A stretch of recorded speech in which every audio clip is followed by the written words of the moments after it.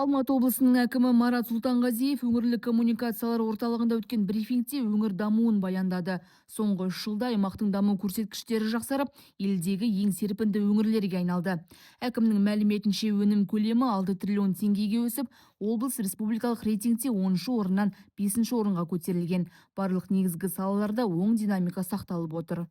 Алматы облысы республикалық бюджетке қосқан үлесі бойынша үздік 4 өңірдің қатарына кірді. Енді өзіңіз айтқандай облыс қарқынды дамып жатыр, бірақ осы ретте аудандардың үлесіне тоқталып өтесіз бе? Қай аудан қаншалықты үлес қосты? Егер 3 жыл бұрын бізде 2 ауданымыз ғана донор болса, қазіргі күнде олар 5 болды.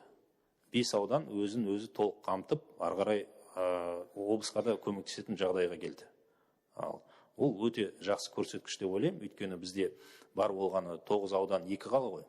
Қазіргі күні 4 аудан 1 қала олар донор болды. Оның ішінде Іле ауданы, Қарасай ауданы, Талғар ауданы, Еңбекшіқазақ ауданы и облыстық орталық Қонаев қаласы. Облыста 356 медициналық нысан бар. Олардың тозу деңгейі 54%. 3 жыл көлемінде 55 нысан жөнделіп, 153 бірлік жаңа медициналық жабдық сатып алынды. Сонымен қатар ескірген жедел жәрдем көліктерін жаңарту жұмыстары да жүргізілуде. Біз жеке инвесторлармен де бюджет есебінен де жұмыс жасап жатырмыз. Әрине бюджеттен бір мезгілде оның бәрі жаңарту өте қиын. Сол себептен қазір лизингке 90 машина алып жатырмыз. Автокөлік 90 машина оны аламыз, оларға өз сол қажеттілігіне байланысты бөліп беретін боламыз аудандарға. Өңір колледждерінде 6000 студент қабылданды. Студенттердің басым бөлігі жұмысшы мамандықтарға оқып жатыр. Бүгінгі таңда облыстың 40 колледжінде 21 мыңнан астам студент білім алады. Биыл 700 студент нақты кәсіпорындарға арналған мақсатты бағдарлама бойынша оқуға қабылданды. Бізде Жетісу Вольфрам деген үлкен мекеме ашылды. Олар өз жұмыскерлерін Шелек колледжінде оқытып, ары қарай қабылдап жатыр. Жұмысқа келген адамды оқуына да төлейді. Екінші жағынан ары қарай тұрақты жұмысқа да орналастырады. Өңірге инвесторлардың қызығушылығы жоғары. Қайрат индустриалдық аймағында 4 жоба іске қосылып, 19 жобаның құрылыс монтаж жұмыстары жүргізілуде. Сондай-ақ облыста 442 шақырым су беру жүйелері жаңартылып, немесе қайта салынады. Бұл шаралардың нәтижесінде таза ауыз сумен қамту деңгейі едәуір жақсарған. Сонымен қатар газбен жабдықтау жұмыстары да қарқынды жүргізілуде. Биыл 1,2 миллионнан астам тұрғын көгілдір отынға қол жеткізе алады. Менің бірінші сауалым, мына өзіңіз бағанада баяндамаңызда атап өткен облыс орталық Қонаевтан шалғай жатқан шекаралық аудан бар, бұрынғы Нарынқол, қазіргі Райымбек ауданы, оның бер жағында Кеген ауданы. Осы 2 аудан халқына газ тарту мәселесі нақты қашан шешіледі? Бірнеше жыл бұрын айтылып еді. Нақты жұмыс істеу үшін оған біз министрлікпен, кейіннен Қазақ газ компаниясымен келісім сөздер жүргізіп жатырмыз. Егер адам санына шағатын болса, өте қымбат жоба болады. Өйткені адам саны аз, бірақ арақашықтық өте үлкен, 300 километрге дейін. Сол себептен оны Шелектен ары қарай 200-ге дейін барады. Қазір енді біз қызықтырып жатырмыз. Ол жалпы қайтарылатын қаражат болуы мүмкін, өйткені Нарынқолда да, Кегенде де туристік аймақтар жақсы даму үстінде. Егер газ болса, олардың қарқыны одан арасады. Сондай-ақ брифингте Алатау қаласын дамыту айтылды. Шаһарда жаңа жобалар іске асады. Қазіргі таңда инвестициялық 42 жоба қарастырылған. Облысқа келушілер ағыны биыл айтарлықтай өсіп, туризм саласы жаңа серпін алды. Қайыңды мен Көлсай бағыттары ерекше сұранысқа ие болып отыр. Бұл аймақта жаяу жүргіншілер инфрақұрылымы толық жаңартылып, Қайыңды көліне апаратын жолдың күрделі жөндеуі басталды. Сондай-ақ Қапшағай су қоймасы Қонаев қаласының негізгі демалыс орталығына айналды.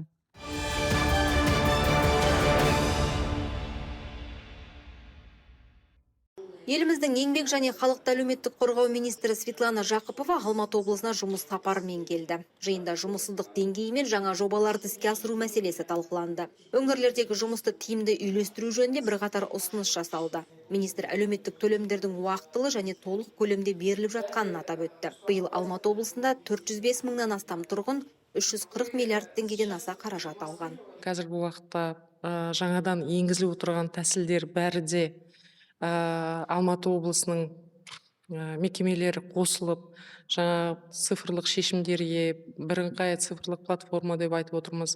Мектептер, оған қосыла медико-педагогическая комиссия дейміз. Солар бәрі қазір сол бірыңғай цифрлық платформада жұмыс жасап жатыр. Сондықтан қазір уақытта бір ғана кнопканы басып, жаңа біз көрсеттік, өздеріңіз көрдіңіздер.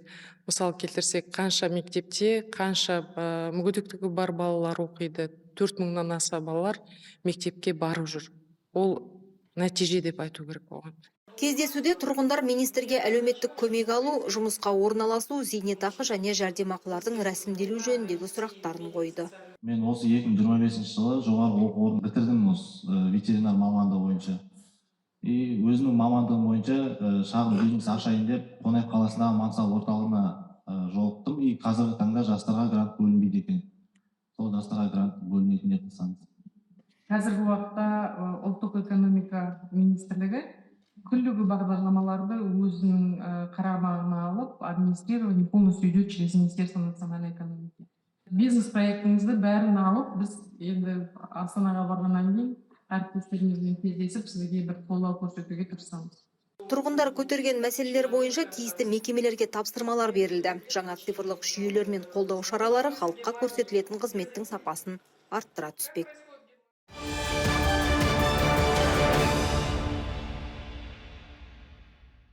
Еліміздің ғылым және жоғары білім вице-министрі Талғат Ишенқұлов Алматы облысы тұрғындарымен кездесті. Жиында жоғарғы оқу орындарының инфрақұрылымын дамыту мәселесі талқыланды. Министрдің айтуынша, елімізде жатақхана тапшылығы азайған. Соңғы 6 жылда қажеттілік 6000 орынға төмендеді. Ал шәкіртақы 2 есеге өскен. Кездесуде келешек жинақтау жүйесі таныстырылды. Бұл жүйе ата-ана мен мемлекеттің бірлесіп баланың болашақ білім алуына алдын ала қаржы жинауына мүмкіндік береді. Бала 5 жасқа толғанда ата-анасы 2-ші деңгейлі банктен жинақ шотын ашса, мемлекет бастапқы жарна ретінде 60 айлық есептік көрсеткіш көлемінде қаржы аударады. Ата-ана өз тарапынан келесі міндеттемені алады. Ол жылына 12-24 айлық есептік көрсеткішті көрсетеді.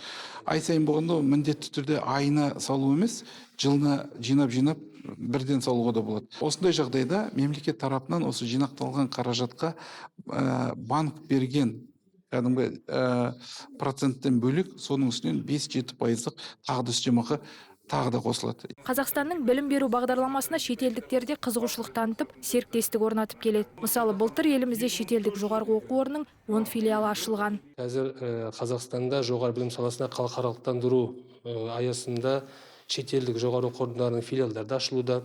Сонымен қатар жоғары білім беру саласында 4.0 дегеніміз ол цифрлық трансформация. Бұл жерде жасанды интеллекттің күнделікті адамдардың өміріне, білім беру саласында оның интеграция жасау мәселелері жүзеге асырып жатыр. Жиын ашық диалог форматында өтіп, тұрғындар саладағы өзгерістер туралы толық ақпарат алды.